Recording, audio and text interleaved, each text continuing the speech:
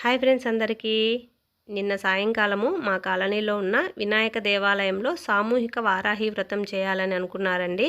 So Varahi అమ్మవారిని ready చేయడానికైతే స్వామివాళ్ళు నన్ను అడిగారనమాట. అలంకారం అయితే చేస్తావా అని చెప్పేసి, సరే అని చెప్పి ఒక గంట అయితే ముందుగా బయలుదేరి వెళ్ళానండి. ఈవినింగ్ 5కి అలా వెళ్ళేసి గుడికి మొత్తం కూడా అమ్మవారిని ఇలాగా రెడీ చేశాను. స్వామి వాళ్ళ వైఫ్ సహాయంతో నేను మొత్తం కూడా అమ్మవారిని ఈ విధంగా రెడీ చేశాను. మొత్తం రెడీ చేసిన తర్వాత కాలనీలో ఉన్న లేడీస్ అందరూ కూడా వచ్చారండి. వచ్చిన తర్వాత అందరూ కలిసి సామూహిక వ్రతం అయితే జరుపుకున్నాము.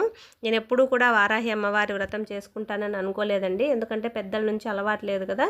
సో అనుకోకుండా స్వామి కూడా వ్రతంలో నన్ను కూడా కూర్చోమన్నాడు. అలా జరిగిపోయిందనమాట. సో అమ్మవారి దయ అనేది ఉంటే మనం అనుకున్నా అనుకోకపోయినా అది అనేది జరిగిపోతుందండి. నాకైతే చాలా సంతోషంగా ఉంది. వ్రతం కూడా చాలా బాగా జరిగింది.